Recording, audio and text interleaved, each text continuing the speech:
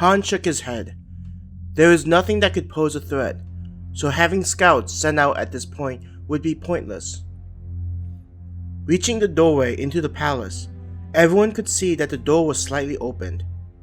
With the current situation, where the entire grounds was empty, it was strange to find the door opened. The fact that it wasn't wholly open gave off the feeling of it was closed as an afterthought. With his arm still holding Alistria, Han used his other hand to open the door. There was a grinding noise as if the door had force applied to it and was damaged. It was like when he was T-boned by a car running a red light. He remembered the firefighters opening the door, and it made a similar sound.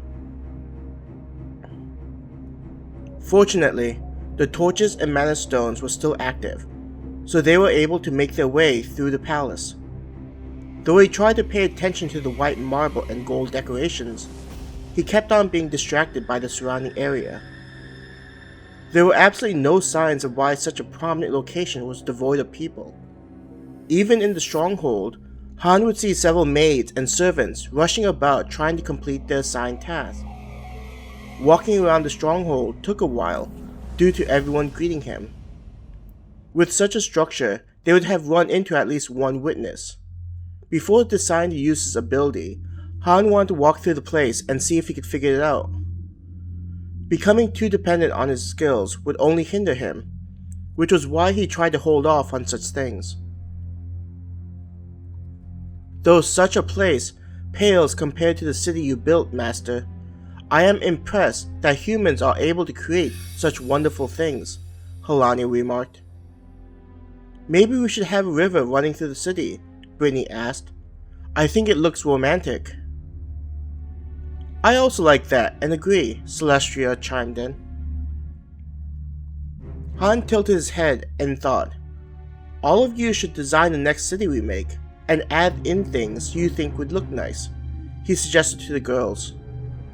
I have never been a very creative person, so it would be nice to see what all of you come up with, Han said in good humor, imagining what the city would look like and thought it might become the lovers' capital of the world. Chuckling at the thought, he looked up to see that they had reached the throne room. This time, both doors were violently ripped off of their hinges. There was no mistake that this was an attack. All over the walls of the room were bloodstains, as if someone had turned on a hose connected to a river of blood and sprayed it all over. Everyone became silent and on alert at the image of such a horrific scene. Stepping into the throne room, Han was glad that his shoes repelled the blood. The idea of having his boots caked in blood was not something he enjoyed. Watching anime where the main character laughed as they were being covered in blood may look cool, but Han had always wondered how annoying it was to wash off all the blood. What made him stop was the sight in front of him. What happened here? He asked Prince Eric, who was on his knees with blood all over his hands. The prince was just staring off into space as he was surrounded by bodies. That is the imperial family, Ha-Yun quietly stated, her voice expressing the confusion she was feeling. Han sharply turned his head at Ha-Yun. Are you telling me that those dead bodies are his family members? He asked, trying to remain calm. Ha-Yun only nodded her head. I knew that you were fucked up in the head, but murdering your own family? He shouted at Eric. Hearing Han shouting at him, Eric slowly turned his head towards Han and said, They needed to die. With such an answer, Han placed a hand over his face to try and get some bearing over the whole situation. The entire scenario felt off, as if it was some poorly made murder mystery. As they arrived here, Eric just happened to be surrounded by bodies of his family members and waiting for their appearance. Judging by the amount of blood that was in the throne room, Han understood that it likely would match with the number of people that would have been at the palace. What would you have us do, Master? Ellis asked him, her voice sounding calm. Seeing the people responsible for giving her people so many nightmares was likely a welcoming sight. I honestly do not know. For now, place Eric with the rest of the nobility we are entertaining. Judging by how everything is placed together, like being presented on a silver platter, I am going to guess that Eric has no idea what happened, Han muttered.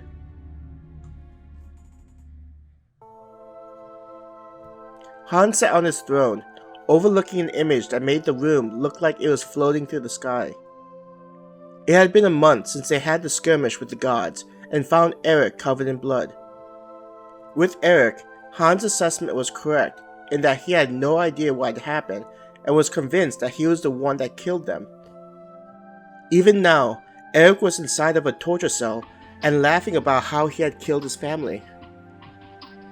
Not wanting to dwell on such a matter, Han thought about what the next step was going to be.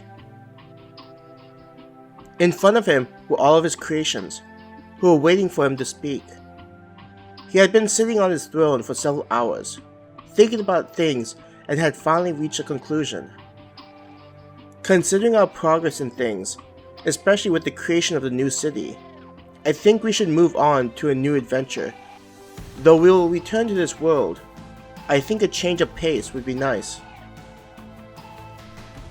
What do you have in mind, Master?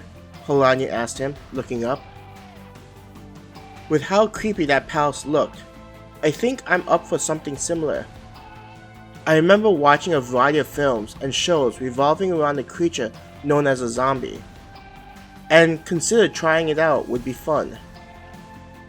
In my version of Earth, the zombie apocalypse would be impossible, so we would need to go to one where such an event is possible, he remarked.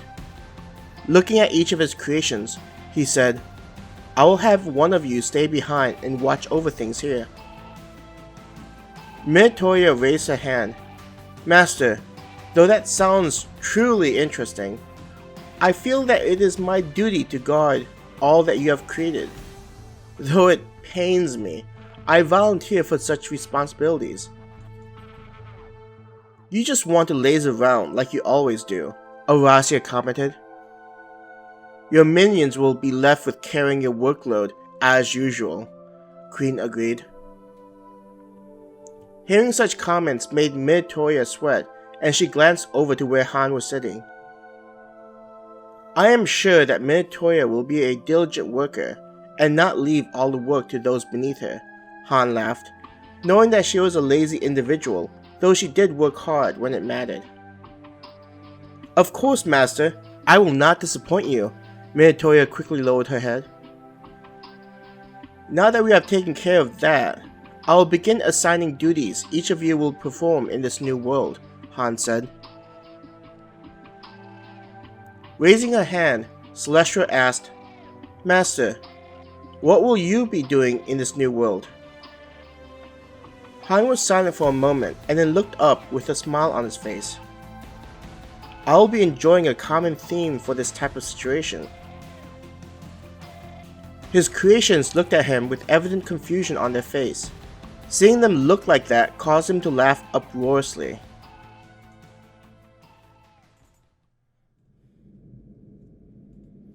Epilogue.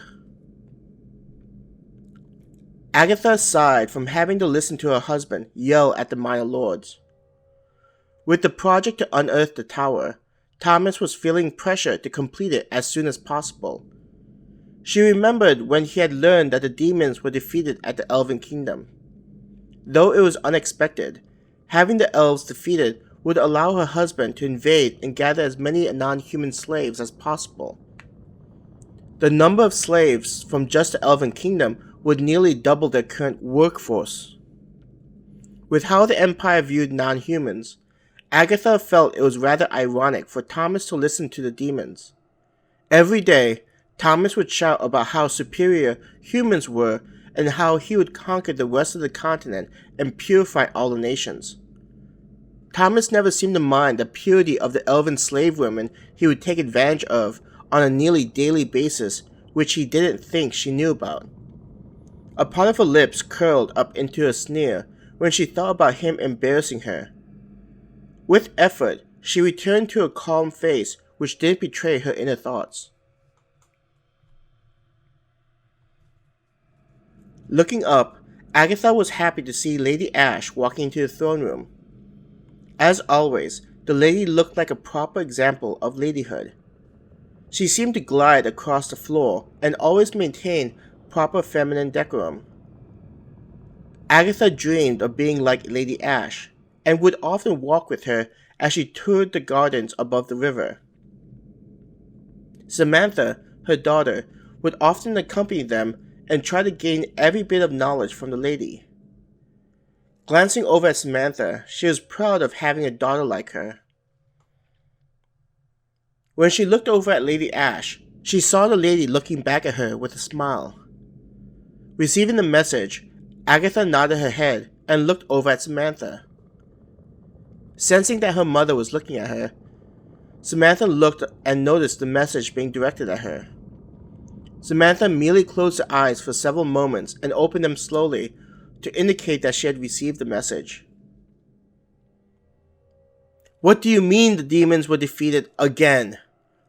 Are you saying that not only were they defeated at the Elven Kingdom, in this tiny city called Felicitas?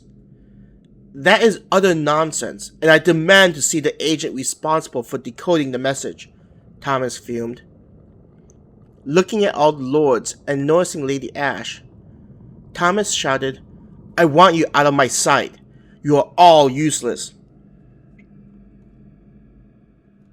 Not wanting to anger him further, the lords all fled the throne room. The only people remaining were her children and Lady Ash. "I cannot believe how incompetent those demons are. Father, just give me command of our armies, and I will go off and defeat both the Elven Empire and this Felicitas," Eric stated, sounding arrogant as usual. Agatha shuddered at how such an idiot and animal came out of her body. "Shut your mouth," Thomas yelled, pointing a finger at Eric. "If you spent more time studying at the academy instead of having fun with women, you would understand how ridiculous you sound right now." Agatha felt one of her eyebrows lift up at how her husband scolded Eric. One of the reasons Eric turned out the way he did was because of how much leeway Thomas gave him. She watched as Eric seemed to tremble in anger at being humiliated in front of his siblings. Seeing him put in his place or looking angry generated no emotions from Agatha. For a long time, Agatha had decided on who was worth the effort in cultivating and was likely to succeed. "Lady Ash, thank you for being here today. I am at a loss for what we should do moving forward. The Elven Kingdom having such a close alliance with a small city was not initially concerning, but considering what this Felicitas is able to do, I fear that we will be wiped out. My plans for unifying this land will fail before we are able to unearth the tower completely," Thomas implored the lady. Lady Ash was silent, causing Thomas to become anxious. Before he could ask her again, Lady Ash said, "With how much of the tower is revealed, and the influence it can hold, it is unlikely that you can control the overflow as we have planned. Those who I talked to have said that the gods are becoming impatient with you. On top of all that, you have this situation with the Master Felicitas." "What would you have me do, Lady Ash?" Thomas shakily asked, fear in his voice. "I am going to wipe my hands of this," Lady Ash simply stated. "What do you mean?" Thomas asked. Lady Ash sighed in frustration. "I had a lot of hopes for you, Thomas. You had the ambition and the strength, which was why I had Agatha seduce you." Brightening up a little, she said, "Though your children are a failure, I am happy that one of them was a success." "I do not understand," Thomas continued. "This is a goodbye," Lady Ash said, and turned her head to smile at Agatha. Slipping a poison-tipped needle out of her sleeve, she plunged the tip into Thomas's eye. She listened to him scream in pain, grasping at the needle and failing to pull it out from all the pain the poison was causing. "Mother, what are you doing?" her children screamed at her. "We are just taking out the trash," Samantha calmly stated, standing next to her siblings who were trying to understand the situation. Leaning over to Eric, she said, "Will you do what I ask you to do, my pet?" Agatha looked at Eric and enjoyed seeing how the life in his eyes seemed to fade away. He seemed to move like a puppet and pulled out his sword at his side. "You all deserve to die," Eric robotically said, and proceeded to slaughter his siblings other than Samantha. With all that was happening, they were not in the right mindset to use their magic and defend themselves. In the end, their bodies were laying on the ground in a pool of blood.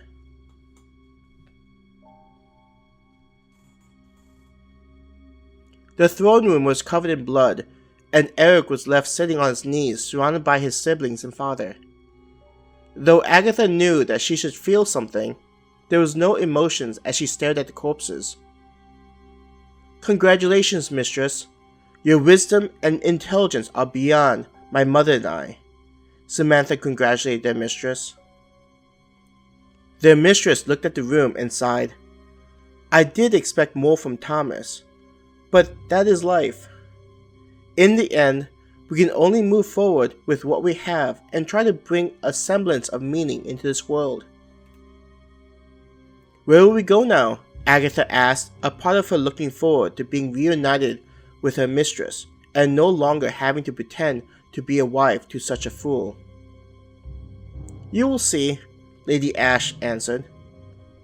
Lifting up her hand, a doorway appeared in front of them.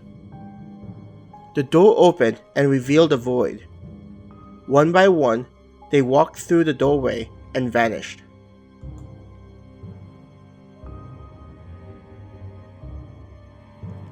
This is the end of Book 1, Fantasy World.